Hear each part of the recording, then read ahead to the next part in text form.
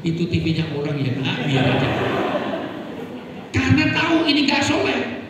Ada orang mau makan tangan kiri nggak soleh. Ada orang sampai pernah nyusul saya ngasih training di Bali. Mohon maaf, nyusul saya karena itu hari Sabtu saya mau kalau keluarga kita nyusul sana. Lewat di itu loh, di apa? Kuda sama di Seminyak itu saya enak-enak. Anak saya gini terus padahal masih TK. Ngapain nggak soleh? Padahal bapaknya melotot saya tadi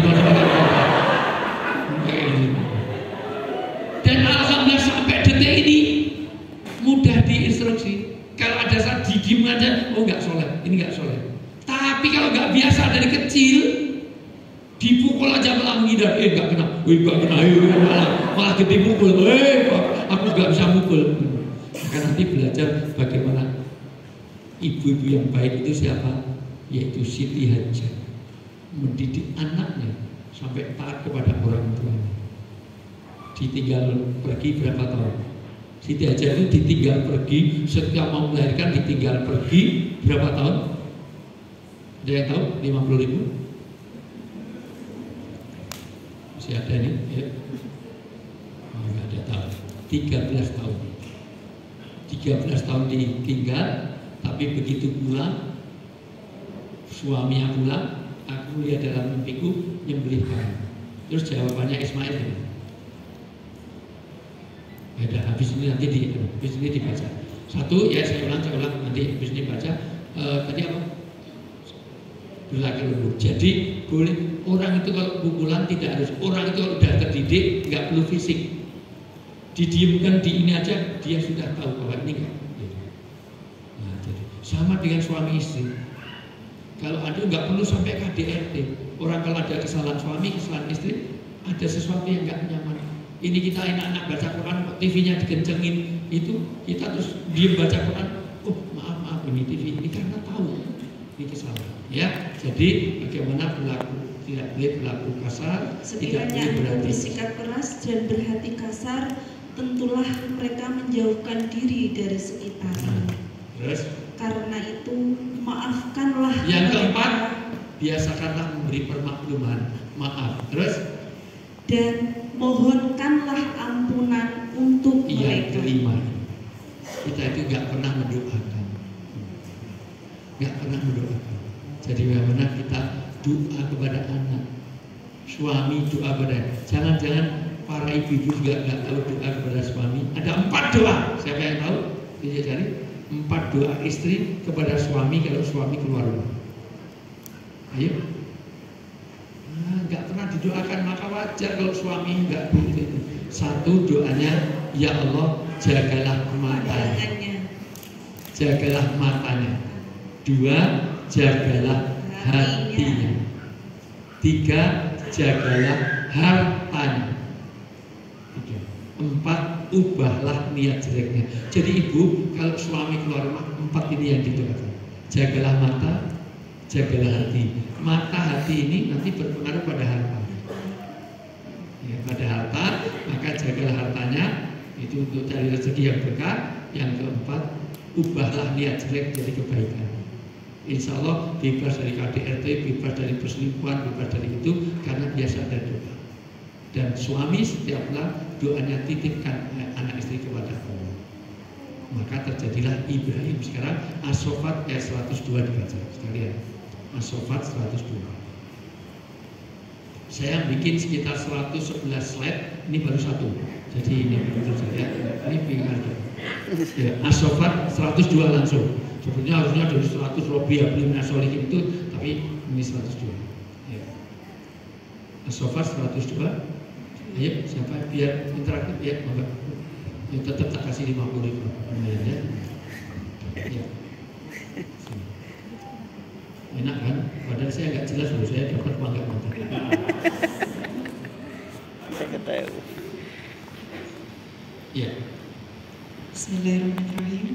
Sesungguhnya aku bermimpi bahwa aku menyembelihmu. Maka pikirkanlah bagaimana pendapatmu. Dia Ismail menjawab. Ya, satu. 14 ayat di dalam Al-Quran itu isinya dialog anak kepada bapaknya, bukan kepada ibunya. Dan ini kelemahan parenting, bapak tidak pernah interaksi kepada anaknya. Maka kalau ada anak yang tidak mendahulukan panggilan bapak dan ibunya, wajar. Anak dipanggil 5 kali gak datang, tapi begitu handphonenya berdering langsung lari, betul? Kalau ada orang Al-Azhar seperti itu, kalau anak seperti itu, kalau minta uang jangan dikasih, suruh minta kepada handphone, karena kamu lebih taat pada handphone, kamu lainnya dari handphone. Handphone itu meteng terus metu kue, maka wajahmu yang kipet. Dimulai dari komunikasi, bagaimana Yakub, bagaimana Luqman, bagaimana Ibrahim, bagaimana nabi-nabi dulu, Nabi Nuh, dialog orang tua kepada anak bapaknya. Kalau bapak tidak hanya sekedar cari uang, kalau bapak hanya cari uang itu ATM, bukan bapak. Bapak kalau ibu sekolah anak, maka bapak kepala sekolah. Oh tapi saya sudah betulin, mau Quran betulin, itu penjaga sekolah, bukan kepala sekolah. Maka saya lagi, itu sudah 13 tahun pulang, aku melihat dalam mimpiku menyembelih kamu. Terus, wahai ayahku, lakukanlah apa yang diperintah Allah kepadamu. Insya Allah engkau akan mendapatku termasuk orang-orang yang sabar. Anak bisa taat kepada bapak seperti itu. Tolong perhatikan karena kita tinggal baca ayatnya. Ini karena ibunya luar biasa, mendidik anak yang taat. Tidak dibaca dendam. Setiap tanya anak, bapak kemana? Oh, bapakmu kurang ajar. Sudah menghamili, tinggal pergi. Oh, bapak kurang ajar. Perintah ini, mohon maaf. Aku melihat dalam mimpiku, nyembelih kamu, pikirkanlah. Maka ada dialog. If al-matumar satajiduni insyaallah minasabirin. Ya bapakku, ini perintah agama, lakukan. Seandainya itu anaknya Al-Azhar, orang Al-Azhar, aku melihat dalam mimpiku nyembelih kamu, maka pikirkanlah apa aja. Oh sama pak, saya mimpinya sama. Saya mimpinya nyembelih bapak, libur. Bapak ini pak.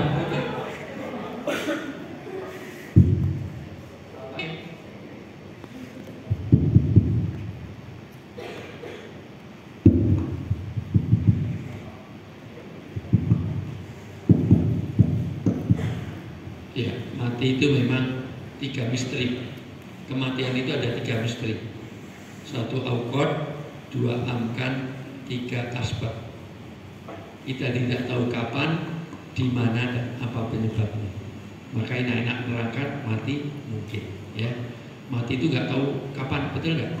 Karena kalau semua tahu matinya kapan, nggak ada dinamika kehidupan. Ketemu orang kapan mati, kurang 2 tahun, wah saya kurang 2 bulan, wah saya kurang 2 hari. Ya. Tapi pasti, dan untuk mati itu nggak urut abjad. Kalau urut abjad mati pertama A, Agus, Agung, ketiga B, ketiga C, ketiga D, Dewi, baru E, F terus Gatit. W lama, Wijayanto lama.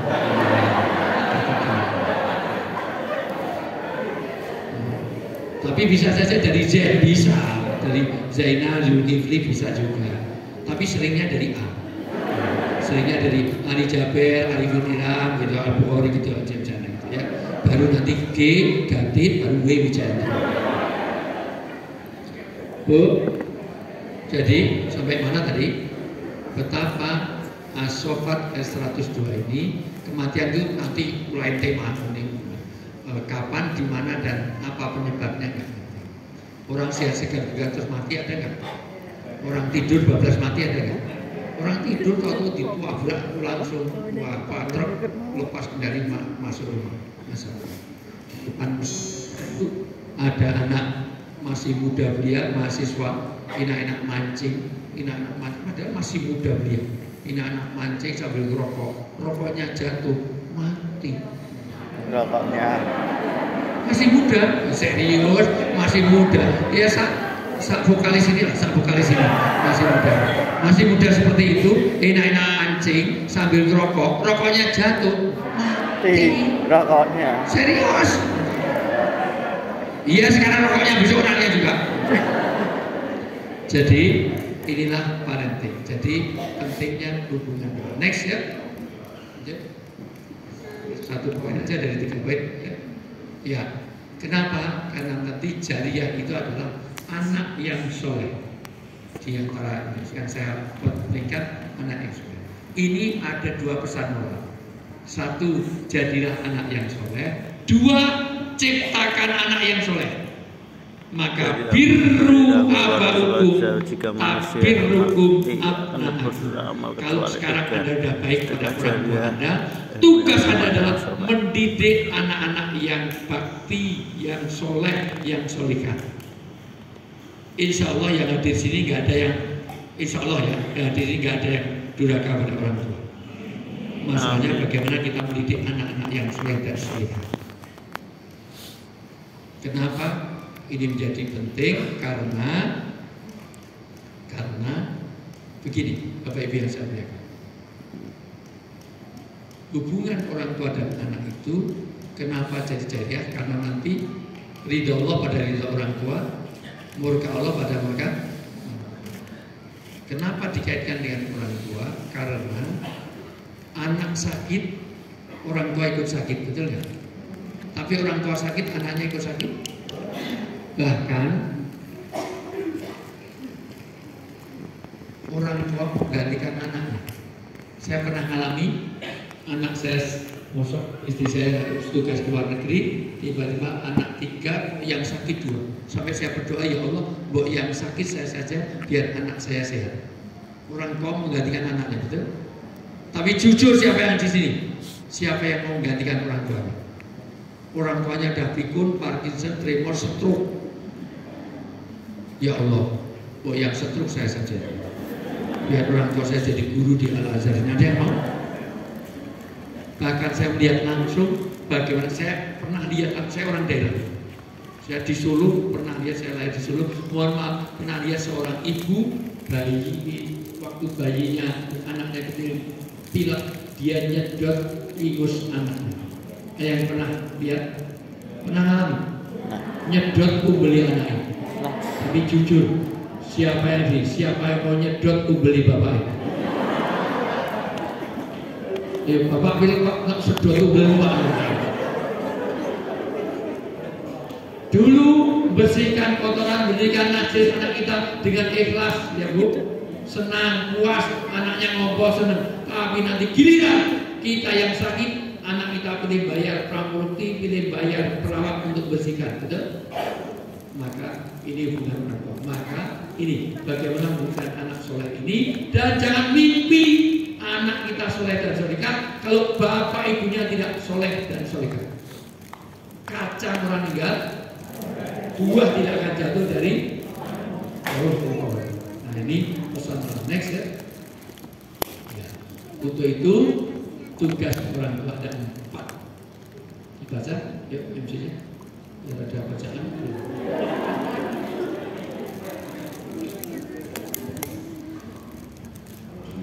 Alhamdulillahirrahmanirrahim. Alhamdulillah. Ini dibaca ini.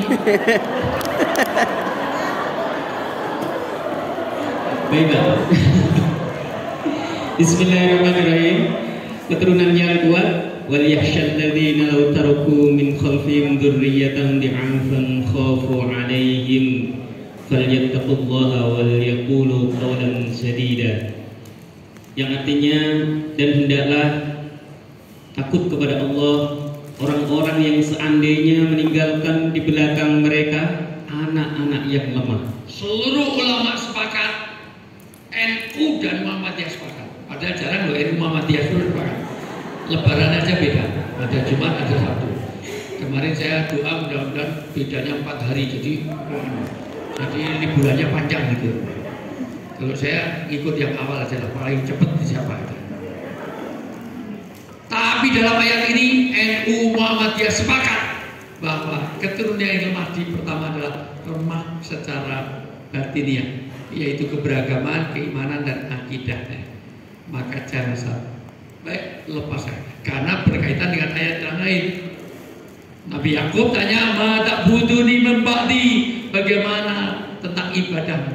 Bagaimana, bukan bagaimana tentang warisannya, bagaimana dengan mobilnya, dengan enggak.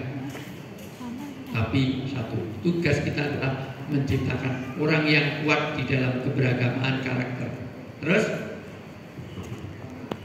yang mereka khawatir terhadap kesejahteraan. yang kedua kesejahteraannya. Maka ini dulu ayat dipakai untuk KB zaman Pak Harto. Kalau rumahnya itu tipe 21, kamarnya hanya 2, RSSSSS, rumahnya sangat sempit, sedikit semen, susah selonjor, super sekali. Kamarnya 2, anaknya 8, 3 tidur rumah, 3 di musyola, 3 lagi dititipkan mertua. Turunnya ke Banten. Tipenya 4L, asal keluar lu lagi, maka itu menelantarkan kesejahteraan. Terus Oleh sebab itu, hendaklah mereka bertakwa kepada Allah, ya, terus dan hendaklah mereka mengucapkan perkataan yang benar. secara singkat, tugas orang tua ada 3 rongga yang harus terpenuhi. 1, rongga perut. Sandang, pangan, papan harus terpenuhi. 2, rongga kepala, yaitu bagaimana keilmuan, ilmu nafi, utamanya tentu ilmu agama. Yang ketiga adalah bagaimana karakter, rongga dada, keberagaman. 3 rongga inilah tugas. Next ya. Dan kenapa parenting? Karena setiap anak dilahirkan dalam keadaan fitrah, suci. Kullu maulutin yuladu alal fitrah. Fitrah itu ada dalam 1, benar, baik, indah, dan suci. Maka disyaratkan fitrah kalau memenuhi 4 ini. Benar yang cukup harus baik, baik benar harus indah, indah juga harus bersih suci. Benar, ada yang benar tapi nggak baik. Dari mana? Dari belakang. Mau ke mana? Mau ke depan? Rumahnya mana? Indonesia. Enggak, rumahnya di mana? Oh nggak saya tahu. Wis mangan wis ramaan mutar enggak. Wis dibujuk wis bergopek nih. Benar apa salah? Benar, tapi enggak baik. Ada baik, tapi enggak benar. Tapi tidak baik. Nolong orang miskin, baik apa jelek? Tapi caranya kerampok milik orang kaya. Robin Hood. Ini Ustaz, ini mohon maaf guru-guru kok handphonenya jelek-jelek. Makanya tadi foto sama saya berkali-kali karena enggak bagus. Tak kasih iPhone Pro Max, iPhone ya 14, tapi saya ambilkan dari Bugatti. Ngasihnya baik, tapi caranya salah. Maka baik belum tentu benar, juga harus tidak makan, ngimami sholat, baca Quran, cari yang suaranya bagus. Gak boleh mau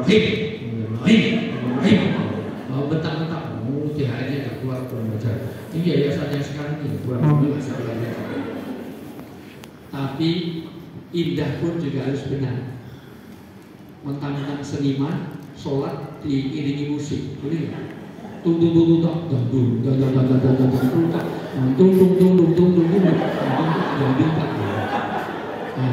Fitrah di sini. Maka fitrah juga berarti dia bebas dari sesuatu yang ngotori karena dosanya, ngotori karena maksiatnya. Maka bayi yang mati pasti masuk surga. Karena bayi nggak dibebani dengan karma. Islam tidak mengenal hukum karma. Anak mau gundul, bapaknya tukang cukur.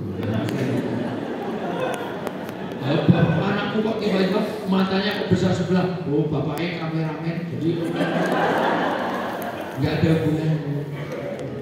Jadi kita tidak mengenal dosa warisan. Next ya. Yang kedua, karena setiap orang kulukum ro'in. Ya, maka setiap ini fitrahnya ya oke. Next ya. Arus 30 lagi. Alasan kedua adalah karena internalisasi nilai itu ada pada keluarga. Yang kedua, lingkungan awal untuk tumbuh kembang. Tumbuh itu fisik, kembang itu adalah non fisik. Maka stunting itu yang tumbuhnya tidak sesuai dengan perkembangan. Fisiknya lemu, ning lolok tulali O2N on. Atau fisiknya, mohon maaf, fisiknya kurus kering padahal sudah mulai dewasa. dewasa tapi kurang gizi, itu stunting. Stunting itu kalau nggak sesuai tumbuh dan kembang. Tumbuh itu kaitannya dengan fisik, kembang itu non fisik. Maka di sini tempat keluarga dan di sini menanggapi lingkungan luar, belajar ilmu budaya dan agama dari keluarga. Maka perlu parenting. Kenapa agama dan budaya? Agama saja nggak cukup, harus menyesuaikan budaya. Budaya harus diatur agama, kalau nggak sesat nanti. Menghormati orang itu nilai agama, tapi harus diajarkan budaya. Di Arab kalau menghormati orang pegang jenggot. Ya saya gimana kabarnya? Itu luar biasa. Orang Semarang apapun itu tanda kalau dia dihormati kalau pegang jenggot. Ya saya tapi jangan dilakukan di Semarang. Ketemu P kabarnya Pak kabarnya. Di Semarang kalau dinasihati anak nunduk, di Jogja nunduk, di Sumatera Barat enggak. Dinasihati nunduk, lihat wajah Bapak supaya dia betul-betul fokus. Nenek yang Semarang dinasihati dia oh tak culuk mata hewan ya. Karena itu budaya, maka disinilah kenapa harus ada parenting. Next ya. Yang berikutnya alasan nanti Sumalatus aluna besok dimintai pertanggungjawaban terhadap anak. Karena anak itu dulu permintaan kita itu adalah janji. Next ya. Ini karena 111 ya. Yang berikutnya karena kita semuanya adalah pemimpin. Suami pemimpin keluarganya, istri pemimpin pada anak, dan hartanya anak juga minimal dirimu semuanya adalah pemimpin. Maka semuanya harus punya leadership. Maka ibu dalam bahasa Arab apa? Umun. Dari kata umun, tugas orang tua ada dua umun. Satu mendidik imam supaya anak jadi imam kepemimpinan. Dua, minimal mimpin dirinya sendiri, syukur bisa memimpin orang lain. Dua, dia harus jadi umat yang taat. Tugas ibu itu dua. Maka dari kata umun, dari kata umum ada kata imam, dari kata umum ada kata umat. Umun, umat, imam. Bapak bahasanya ayatun itu pertanda. Maka bapak harus jadi pribadi yang mempesona, jadi role model. Kalau saya besar seperti bapak saya, kalau besar saya seperti ibu saya. Jangan malah sebaliknya. Nek gede coba ibumu mangane tak akeh tuh repotan, ngorok untutan milorang ngantuk. Rambut tidakku ranti cidak. Kita wani loro turune bunyi apa? Ibu mungkin rambut misi ibu. Bisa kayak bapak. Atau malah sebaliknya. Ibu itu cantik tapi kok bodoh. Kok bodoh kok gelem karo bapak ini. Orangnya mau liya di waktu kiranya mau lanang liya kok bodoh. Mbok ganti to Bu. Aku jadi anak lagi 10 tahun ini bosan ibu dari pirang tahun. Nah itu berarti tidak ada ya, maka umur dan ya. Terus next ya. Maka ya, mengapa parenting? Paling tidak setiap anak ada itu sudah saya rangkum ini ke ayah itu dari kata umur, ayah ayatul ibu umur, next ya, Umar bin ya. Maka kata Umar bin Khattab dapatkan satu, mendapatkan bapak ibu yang terbaik, maka jadi pribadi rasional. Kedua, mendapatkan nama yang baik. Ketiga, dia mendapatkan tarbiyah, yaitu pendidikan Islam yang baik. Begitu tiga ini, maka guru semuanya harus jadi guru. Gu artinya dardas, ru artinya naik, maka semuanya harus jadi guru. Maka nanti semuanya harus jadi educate. Educate itu dari kata ini ya. Educate itu artinya bukan ngajari, tapi mengeluarkan. Maka tugas ibu, bapak adalah mengeluarkan potensi. Karena semua orang itu punya fitrah, punya potensi. Jadi guru itu bukan ngajari sebetulnya, mengeluarkan apa potensi. Makanya mesti nggak sama. Bu, sebenarnya dalam Islam orang itu tidak dituntut semuanya sama. Semuanya harus pinter bahasa Arab, semuanya pinter bahasa Inggris, semua pinter harus pinter matematika enggak. Ya ada yang pinter matematika, biologi, ada yang pinter seni, pinter itu. Karena mohon maaf, jangan semua diajari semuanya harus pinter renang, semuanya harus pinter terbang, semuanya harus pinter lari. Ini kuda, sementara ada ikan, ada kuda, ada burung. Semuanya diajari sama. Burung diajari renang, diajari lari. Kuda juga diajari berenang, diajari untuk terbang. Maka nanti kudanya nggak bisa lari, renang juga nggak bisa, terbang juga sulit, nggak bisa semuanya. Maka jangan cuma ada yang pintar renang, ada yang pintar berkuda, yang lari, ada yang terbang. Potensi orang beda. Anak sendiri dari bapak ibu yang sama, potensinya beda, betul nggak? Nah, itulah tugas kita. Next yuk, dari potensi. Oke, setiap orang itu ada dua sifat alamiah dasar. Halo. Katanya 1,5 jam, sudah 1,5 jam diem aja. Ini kalau di TV kan udah tahan 6 kali ini. Jadi gini, dua sifat alamiah dasar itu gini Bu. Setiap orang lahir itu ada takdir yang ghairu mughayyar, yang mutlak, yang sudah dari sononya, yang herediter, yang predestination, yang no choice. Misalnya bapak ibu lahir di mana nggak bisa milih. Kita jadi orang Jawa, orang Sunda, orang Bali, orang Dayak nggak bisa milih. Kalau boleh milih Pak siapa? Kepala sekolahnya di kelas saya kena. Pak Titan pilih jadi anaknya Jokowi, sekarang jadi wali kota di Solo. Kalau boleh milih. Kalau boleh milih siapa? SPDI. Bapak Ahmad Fauzi. Ahmad Fauzi kalau boleh pilih jadi anaknya SBY. Sekarang dapat Anissa Pohan. Walaupun kalau betul Ahmad Fauzi anaknya SBY, belum tentu Anissa Pohan juga mau dengan anaknya. Itu yang saya maksud takdir yang ghairu mughayyar, takdir yang kita tidak bisa mengubahnya. Sudah dari sana sampai hari kiamat ya gitu. Ibu jadi perempuan itu pilihan, bukan pilihan bapak jadi. Kalau boleh pilih juga pilih jadi laki apa perempuan. Perempuan enak jadi perempuan. Karena dosa-dosa ibu ditanggung oleh suami. Dosa suami tanggung sendiri. Harta suami, harta istri. Hartamu hartaku, hartaku hartaku. Dosaku dosamu, dosamu dosamu sendiri. Maka syukurlah aku jadi perempuan. Bapak kalau suruh milih dia jadi laki apa perempuan? Laki-laki enak jadi laki-laki. Tapi dia kerja dia ini Allah nyatanya udah jauh tapi naik mobil. Ibu kalau di rumah anak satu gitu, walaupun di rumah jalannya lebih dari 5 kilo. Sumur, kasur, dapur, masak, panas, segala macam luar biasa. Bisa susah, bau, laulah, mau bocah, baiklah, turun digugah, dicoba rumah, apa nih masalah? Mengandung, melahirkan, mengandung.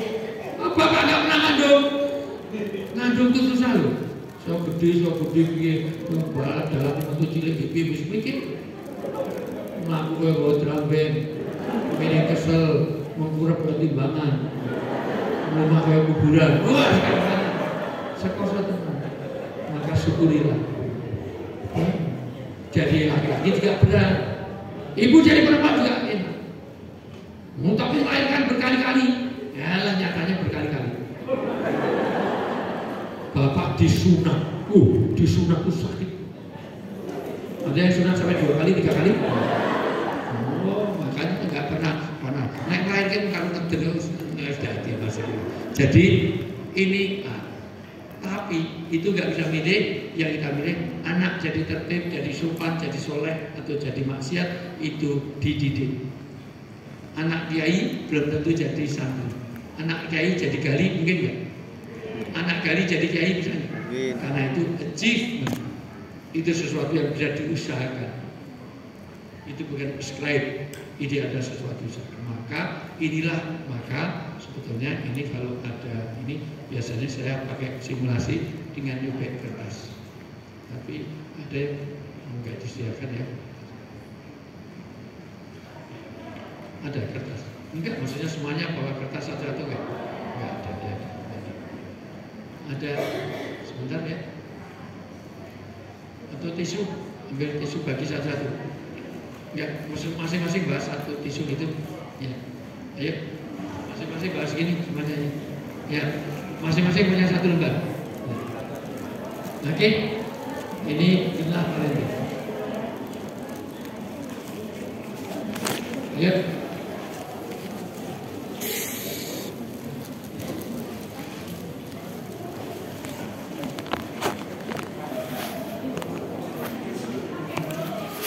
Ya boleh, kayak browser juga boleh. Tapi masuk browser di sebelah dulu.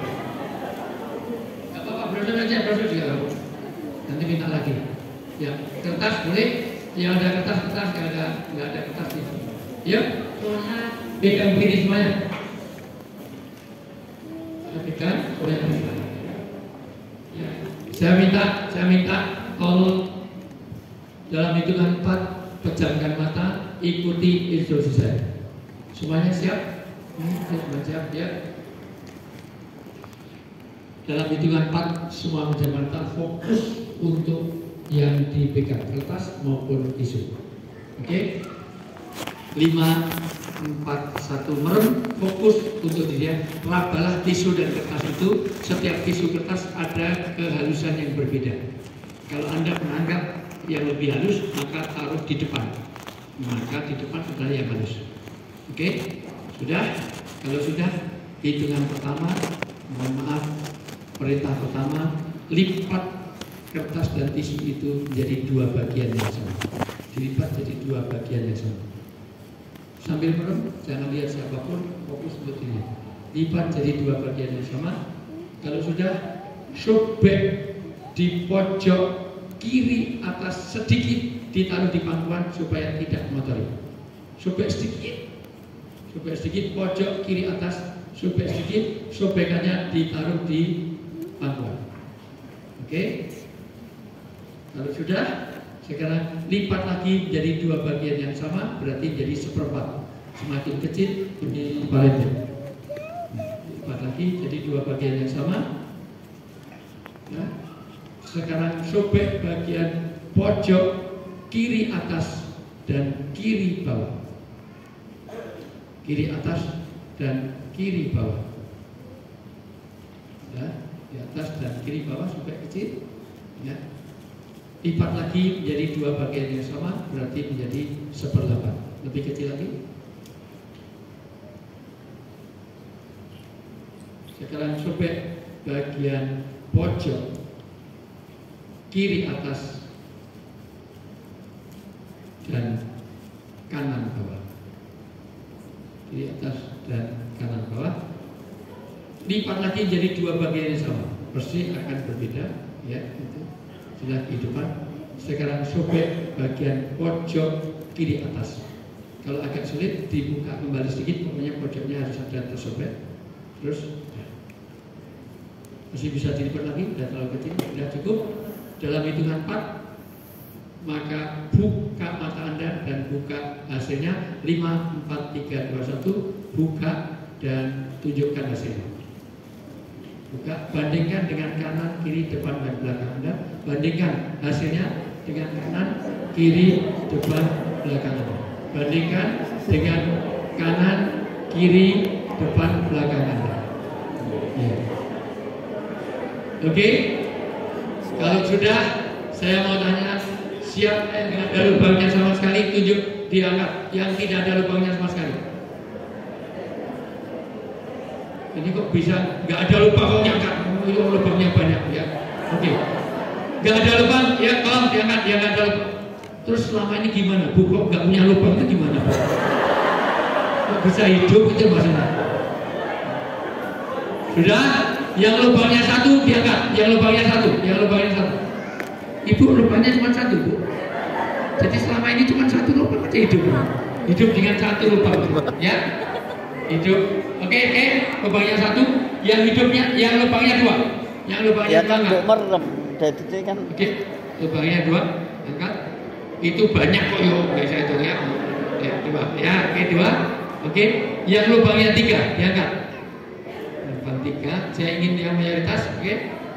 Yang lubangnya 4, ya. Yang lubangnya lebih dari 4. Ini 5, ini berapa Bu? Boros banget Bu, 7 rumahnya. Berapa itu? 8, Masya Allah. Ini berapa itu? Banyak banget Bu itu. 1, 2, 3, 4. Berapa itu? 7, Masya Allah biasa. 7. Sekarang saya tanya, perintahnya sama nggak? Kertasnya sama nggak? Kenapa hasilnya berbeda? Satu-satu jawab. Kenapa hasilnya berbeda? Yuk. Satu aja yuk. Ya, apa?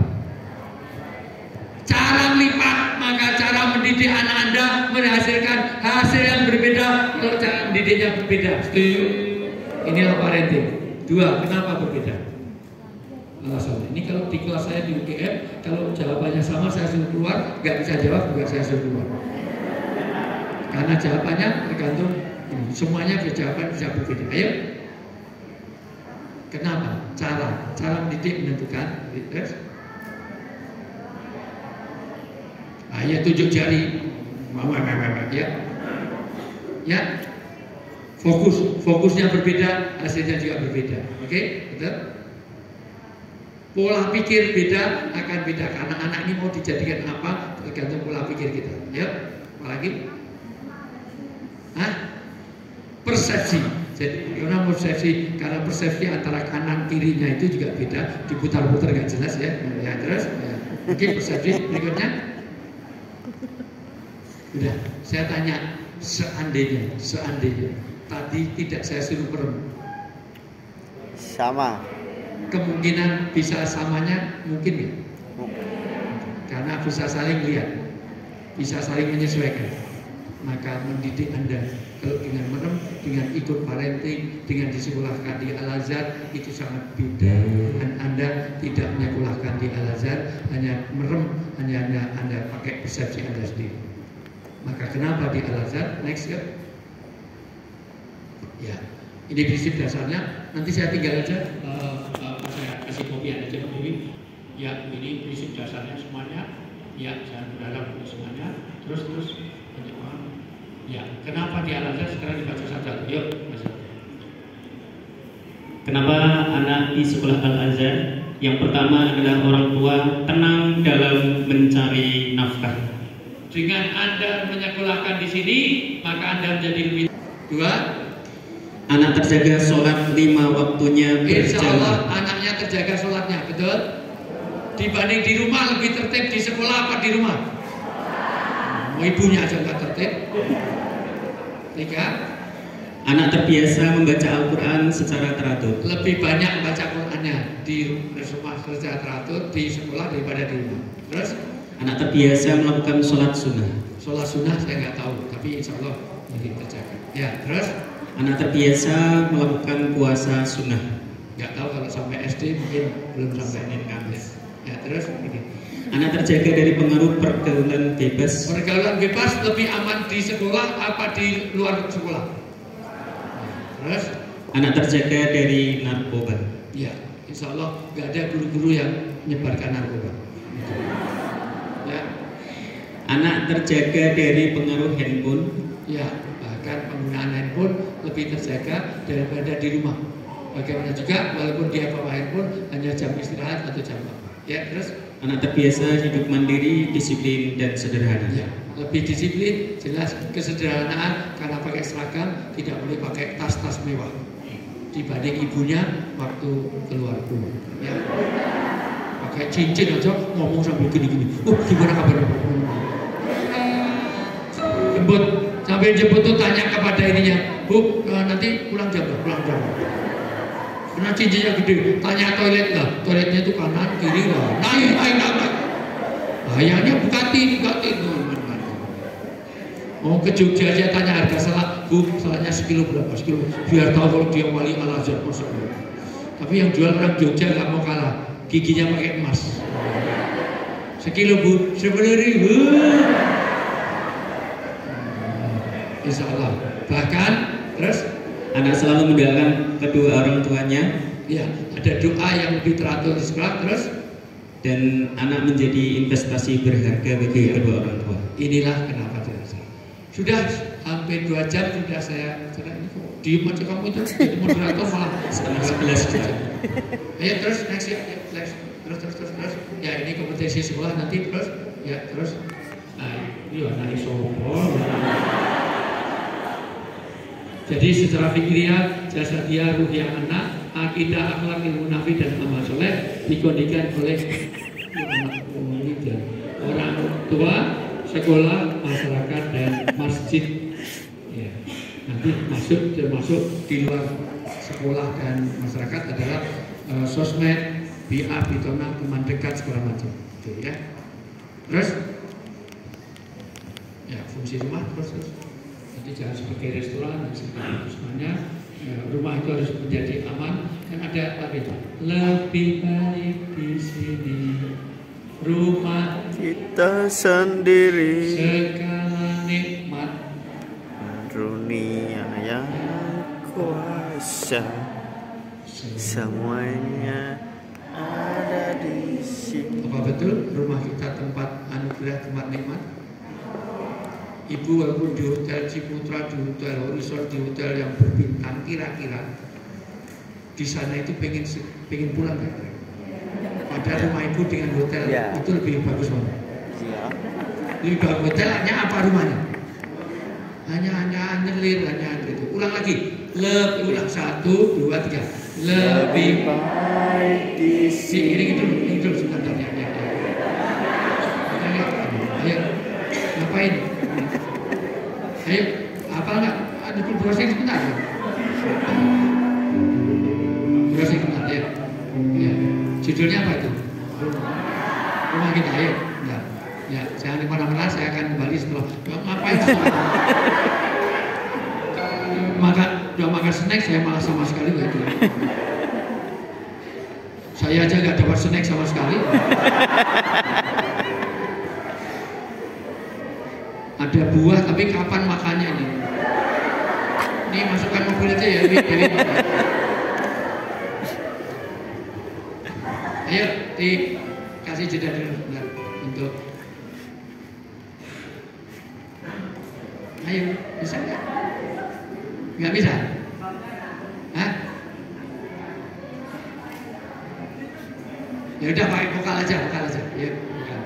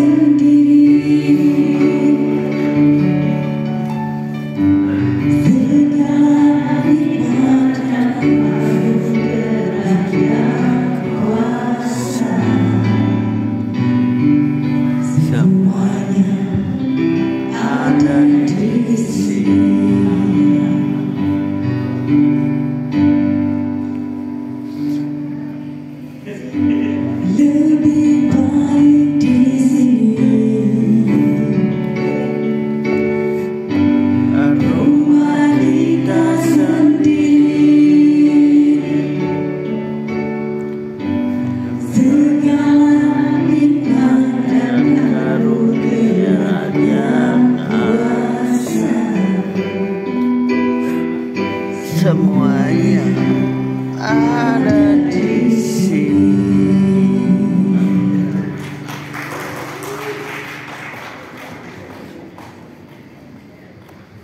Bagus Bugatti, suaranya lebih bagus daripada Limbat ya. Serius Bu. Karena ketua yayasan mau nyanyi, kita selfie Bu. Khusus yang lain nggak usah main.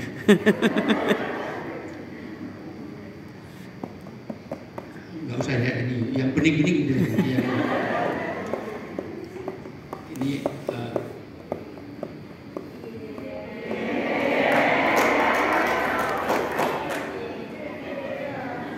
nanti buat private ya.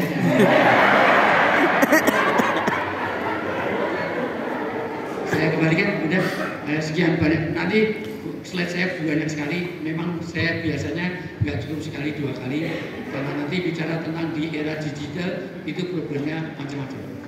Belum mengenal medsos, bagaimana Facebook, bagaimana Twitter, bagaimana segala macam ketanduan gadget itu semuanya. Nanti di next misalnya.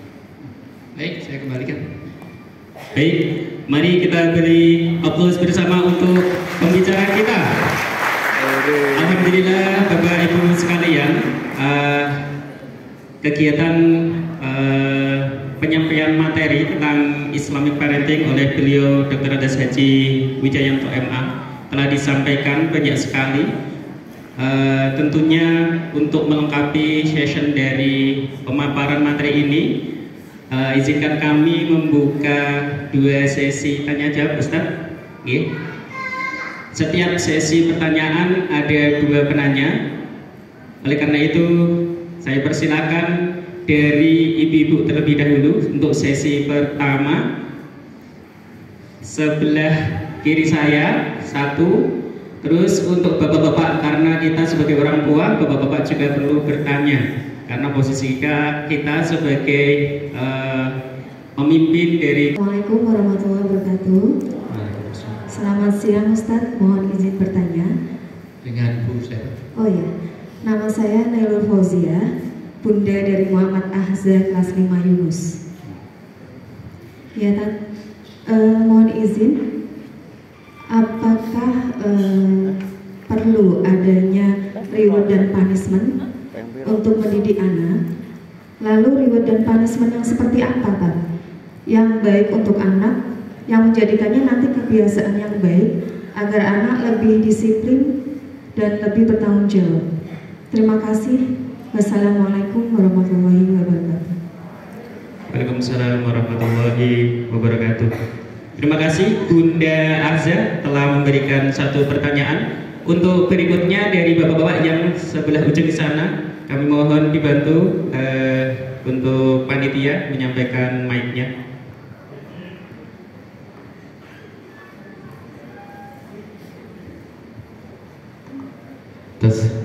Ya, Assalamualaikum warahmatullahi wabarakatuh, Ustaz. Assalamualaikum warahmatullahi wabarakatuh. Ya, nama saya Dedi, Pak Ustaz, dari Guru Al-Azhar. Saya menanyakan Pak Ustaz, seandainya anak kita ya ingin seandainya kita paksakan ya, cita-cita saya itu menjadikan anak saya untuk menjadi dokter ya. Nah, kita cekoi terus pelajaran IPA, biologi. Nah, sampai kita agar keinginan kita itu anak saya harus begini. Oh, karena cita-cita saya menjadikan anak begini. Apakah hal tersebut bagus atau tidak, Ustaz? Terima kasih. Terima kasih. Sudah ada 2 penanya tadi untuk sesi yang pertama. Izinkan saya mereview sekilas. Yang pertama adalah dari Bunda Arza. Perlukah reward and punishment dan bagaimana bentuknya yang tepat untuk membentuk putra-putri kita agar menjadi anak yang berprestasi soleh-solehah. Yang kedua adalah dari Bapak Dedi. Pertanyaannya adalah bagaimana jika kita memaksakan cita-cita kita untuk putra-putri kita. Itu Ustadz sekilas dari 2 pertanyaan ini. Semoga. Pertama, Ibu, untuk reward dan punishment kalau dalam Islam sebenarnya lebih tepat bukan reward and sanction, artinya sanksi, bukan punishment. Karena kalau punishment itu datang dari orang tua ke anak, tapi kalau sanksi itu pelanggaran kesepakatan. Jadi anak itu diajak dengan kesepakatan. Misalnya, contoh nanti anak itu boleh nggak main game? Boleh, tapi dikasih waktu. Waktunya sehari 1 jam, ada timernya. Hari ini kok 1 jam lebih setengah jam, maka sanksinya besok hanya bisa setengah jam karena waktumu udah diambil kemarin. Tapi itu kesepakatan. Tentu karena kesepakatan ini juga tolerable. Artinya waktunya ini juga nanti lihat sikon. Artinya tidak mesti, oke, karena ini liburnya panjang, bolehlah 1,5 jadi 2 jam, nggak apa-apa. Jadi itu tidak kesepakatan kaku. Tetapi yang terjadi bukan karena kalau punishment nanti jadi KDRT. Terserah maunya orang tua kan gitu. Tapi kalau kesepakatan nanti sesuai dengan deal yang ada. Bagaimana dengan reward? Reward itu biqadri ukuli, dengan kadar akalnya. Kalau anak masih SMA nggak perlu dibelikan Robicon. Kalau anak masih playgroup nggak usah dibelikan tas mahal dari Gucci dan tadi Prada atau apalagi tas-tas NV, LV dan nggak usah. Kasih tas resek dikasih itu semuanya. Sesuai dengan tas resek dibentuk bagus gitu aja semuanya. Yang penting warna-warni kan playgroup semuanya. Dan yang kedua tentu what you need, bukan what you want.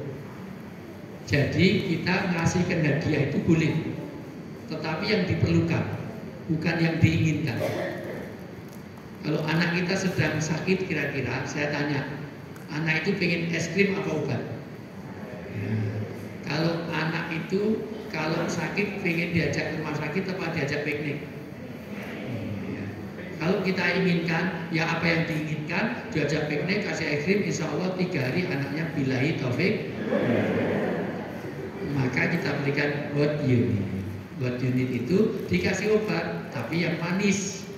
Dikasih rumah sakit, tapi yang menyenangkan. Rumah sakit mana yang kira-kira enjoy itu. Itu namanya dia mengakomodir. Nah itu bentuk reward and punishment. Jadi boleh saja karena prestasi dikasih, boleh.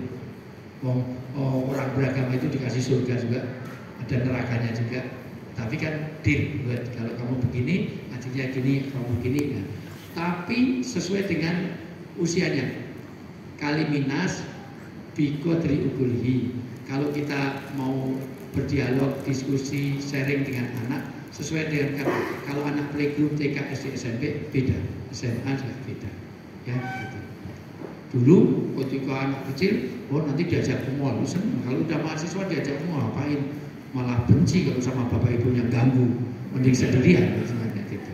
Ya, itu boleh saja, tetapi nanti diberikan syukur, hadiahnya umroh, hadiahnya itu membuat satu yang educated dan juga punya nilai duniawi dan ukhrawi. Pak Dedi tentu sangat tidak pas kalau cita-cita itu biarkan dia hidup dengan dirinya sendiri, karena bapak dan ibu saja kadang-kadang dulu keinginannya berbeda.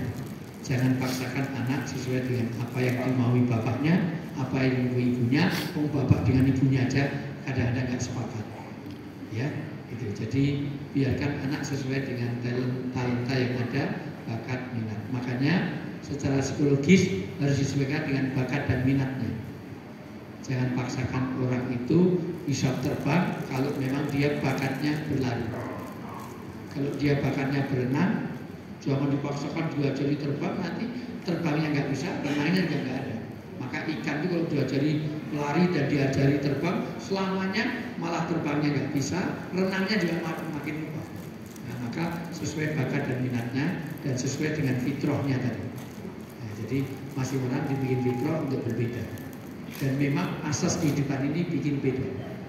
Mau berbeda aja kadang-kadang keliru, dikira istrinya, ternyata istri tetangga. Nah, itu keliru padahal beda ya. Dikira uang sendiri, ternyata uang rakyat. Jadi kadang-kadang beda aja maksudnya. Makanya biarkan Allah menjadikan kita dalam perbedaan. Makanya sidik jari itu dibikin di seluruh dunia sekian miliar, tidak ada satupun yang sama. Begitu Pak Dedi. Dan ini sebetulnya hanya pancingan. Pak Dedi mau menjelaskan itu, cuma lewat saya itu aja. Terima kasih sekali Ustadz atas jawabannya dan penjelasannya. Satu session lagi, yaitu session yang kedua. Dari sebelah sini satu, sana satu lagi, Gen. Yang depan Bunda Akira, Bunda Akira. Terus yang sebelah sini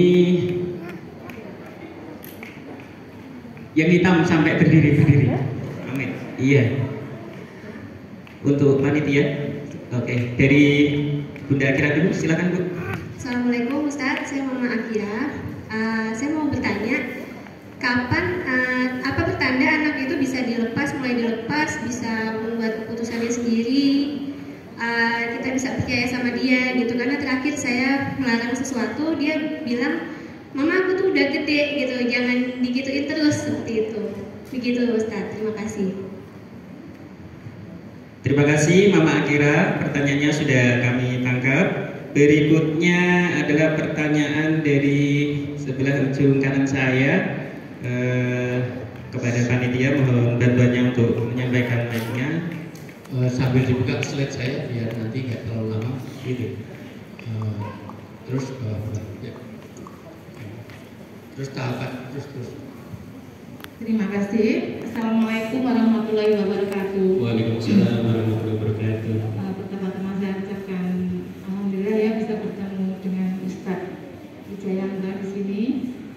Saya berasal dari komunitas luar Al-Azhar, tapi di sini saya dikenalkan oleh Mama Kevin, Mbak Dewi.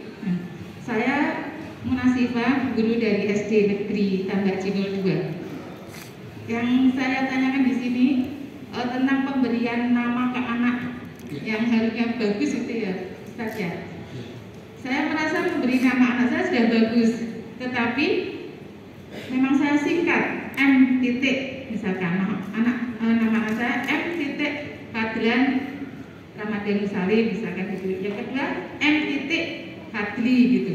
Nah di sekolah saya juga ada, tapi ketika kemarin anak saya yang sudah SMP bilang gini, kan ketika di absen gurunya M Fadlan gini, kenapa namanya disingkat gitu.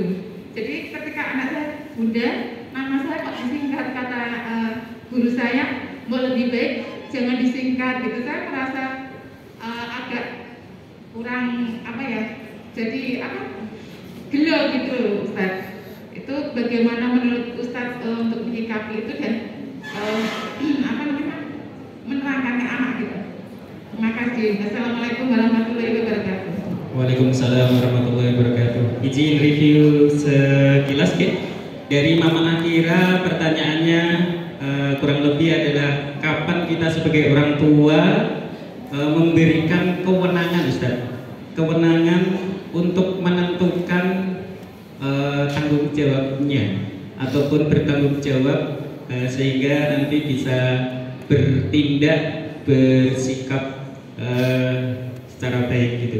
Yang kedua dari Ibu Munasifah pertanyaannya, bagaimana sikap kita jika dalam pemberian nama ternyata di lain kesempatan itu kurang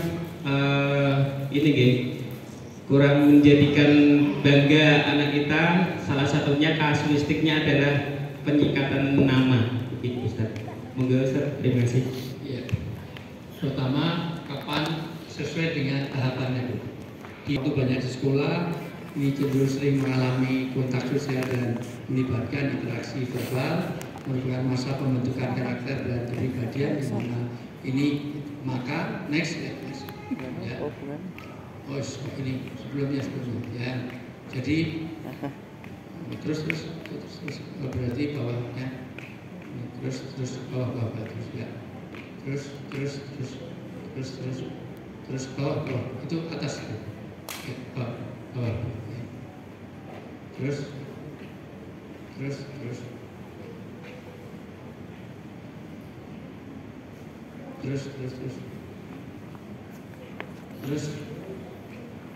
ya, bawah lagi, terus bawah lagi. Sebelumnya tadi yang masa intinya gini aja, dicari masa sampai usia 0 sampai 7 tahun itu menjadi raja. Raja itu diberikan yang terbaik, semuanya dimakan. Pokoknya sampai usia itu diberikan. Raja kan nggak mungkin dikasih buah mau busuk. Buah dipilihkan, buah makanan bergizi, tempat di mana dia golden age itu di situ. Harus ada pemenuhan nutrisi segala macam, maka dia tetap dilakukan. Nah, masa sampai 7 sampai 14 tahun itu masa di mana dia menjadi tawanan, penjara. Di penjara itu semuanya ada aturan. Jadi nggak boleh sembarang untuk jam besok, dia jam makannya pun harus ada. Ini kayak di tawanan. Tawanan bukan penjara ya, maksudnya kalau penjara kan dia, tapi ada aturan main. Nanti ada 2 istilahnya, bebas dalam keterikatan, terikat dalam kebebasan. Ya, misalnya boleh main sini, tapi batasnya sampai sana ya. Nanti kalau keluar sana boleh sampai sini. Oke, di McD, misalnya di McD aja boleh. Tapi nanti kalau ke KFC atau ke mana izin ya, supaya itu bebas dalam keterikatan, terikat dalam kebebasan.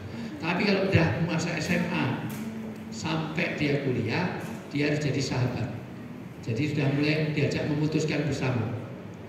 Belikan sepeda, belikan motor pun diajak supaya dia menjadi ikut menimbang, sehingga nanti ada sharingnya. Oh, ini warnanya bagus, tapi ini made in China, nah nanti enggak ini ya, ini made in Korea, nah ini bagus yang made in Indonesia, misalnya gitu. Lebih parah lagi tuh, ya gimana? Nah, jadi cari yang seperti itu. Nah, sehingga nanti dia sudah diajak bahwa dia ikut membuat policy maker. Nah, jadi kebebasan seperti itu. Yang kedua, memberi nama itu prinsipnya tidak boleh berimage negatif. Karena di zaman Nabi pun ada gelar-gelar. Abu Hurairah itu disebut namanya bukan Abu, bapaknya kucing. Karena dia kemana-mana itu senantiasa bawa kucing dibawa, dia cinta kucing. Maka namanya Abu Hurairah. Enggak apa-apa, jadi lakon. Ya nggak boleh kalau itu sesuatu yang tidak menyenangkan hati. Misalnya beri gelar nama padahal jelas namanya bagus, tapi karena suaminya hitam panggil black si black, nggak boleh. Jelas suaminya istrinya gemuk panggil dud nggak boleh. Kalau gendut panggil wahai istriku yang sangat berbobot. Nah, itu masih boleh ya. Itu. Wahai tuan besar gitu misalnya. Suaminya budak panggil tak budak. Mas Agus agak gendut sedikit misalnya gitu. Ya, yang kedua nikmat itu adalah nama apa ya? Nickname itu nama sama panggilan itu boleh asal tidak mengarah kepada kekafiran dan kejahilian. Nama dipanggil wedus, kiri, jangan gitu ya. Nah, jadi nggak apa-apa. Tapi mohon maaf, nama sebenarnya harus tertulis. Jadi misalnya secara administratif namanya M, nanti harus ditulis Muhammad, misalnya di paspor itu jangan. Karena itu sesuatu yang memang resmi termasuk di KTP segala macam. Tapi kalau sekedar panggilan boleh saja, atau secara administratif boleh aja dipanggil nama M karena kepanjangan boleh saja. Ya. Tapi prinsipnya kata Nabi, berilah ismul khair, nama yang baik. Karena Nabi pernah mengganti. Ada orang itu namanya Abdul Khair, rajanya kejahatan, raja preman. Dia itu namanya raja preman. Namamu Abdul Khair, diganti rajanya kebaikan. Tidak harus bahasa Arab. Orang baca ayat wa kasiruhum minad dolimin, anaknya namanya Muhammad Dolimin, misalnya itu aja. Ya. Jadi mana bahasa Indonesia, bahasa Arab boleh, ya gitu. Karena orang Indonesia ini, terutama orang Semarang, punya latah. Nama itu sesuaikan dengan tempat lahir. Lahirnya di Wonosari, namanya Sarimin, Sarijo, Sarina. 2 hari lahir. Lahirnya Waki, Wakiman, Wakiyo, Wakina, Wakiyanto, Wakirudok, Supratman. Lahirnya Pon jadi Poniman, Ponijo. Lahirnya Minggu jadi Ahad, jadi Ngatimin, Ngatiyo, Ngatiyo. Lahirnya Desember jadi Desi, Agustus jadi Agus, Juli jadi Yuli, Juni jadi Yuni. Januari jadi Januar. Maka ada yang frustasi, punya anak mati, maka namanya Darwis, Mudaryawis. Ada namanya Darwis, Mudaryomen. Ada lahirnya di jalan namanya Irlan. Proses lahir juga ada. Lahirnya angel, jadi adenan, ngedeni tenanan. Ada yang namanya dal diri, modal sendiri. Tapi prinsip yang penting punya makna yang baik. Itu saja. Ya, saya mohon maaf karena jam 11 sudah pas saya di PT Marimas. Nggak tahu sudah jemputan dapat. Ya, karena di sana lebih basah daripada sini. Ya. Kurang lebih yang mohon maaf masih terlalu banyak. Yuk next ya, isi pendidikan seperti ini. Yuk next ya. Ini tujuan kita nanti kumpul di surga. Ini bersama anak istri kita semuanya. Dan kita harus punya 5 waktu: me time, couple time, family time, waktu untuk Tuhannya, waktu untuk pasangan, waktu untuk keluarga, waktu untuk sosial. Satu lagi, klik public time, study time, waktu untuk mempelajari agama. Orang itu harus punya 5 waktu itu. Ini nanti kita bahas lain kali. Next yuk. Ya, dan ya, terus dan harus makmur. Kuncinya adalah bagaimana didik dengan bersikap jangan bersikap kasar. Terus ya. Itu hadis-hadisnya. Ya, terus belajar dengan hati ini penting. Terus pembelajaran yang menyenangkan. Terus ini potret sahabat dulu, bagaimana di abad globalisasi, bagaimana dinamika. Ini perlu 3-4 kali pertemuan. Terus fungsi keluarga ini bagaimana sakinah. Terus. Nah, itu tadi yang saya maksud sebenarnya 7 tahun tadi. Ya, terus ini belum bicara Gen Z, ini generasi Z ini. Terus ini nanti bagaimana komunikasi. Terus Bolan Sadida, Bolan Makrifat, Bolan Baligo. Terus ya, ini keluarga ini puncak segalanya. Nanti harus dinyanyikan lagi itu kita yang paling berharga keluarga. Terus ini udah pakai 5 ini. Terus ya, terus ya, nanti ujung-ujungnya parenting masanya di sini, dunia maya ini. Terus ya, terus handphone, gadget, komputer, terus memang saya parenting biasanya 4 kali pertemuan. Terus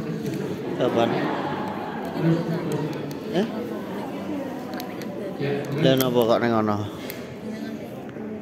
Terus itu basicnya. Terus ya, itu harus punya jawab. Terus klik, dah selesai. Ya.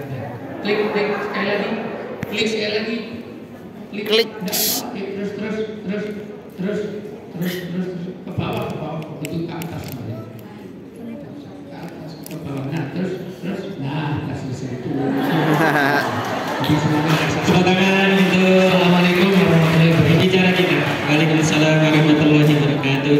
Terima kasih kami ucapkan yang sebanyak-banyaknya kepada pembicara Islamic Parenting dalam kesempatan kali ini, beliau Dr. Anjas Haji Wijayanto MA. Mudah-mudahan acara ini berkah untuk kita semua sebagai orang tua maupun calon orang tua. Amin Allahumma amin. Kita doakan Ustadz Wijayanto selalu lancar dalam kegiatannya, diberi kesehatan sehingga dalam kesempatan waktu yang lain bisa berjumpa lagi dengan kita dengan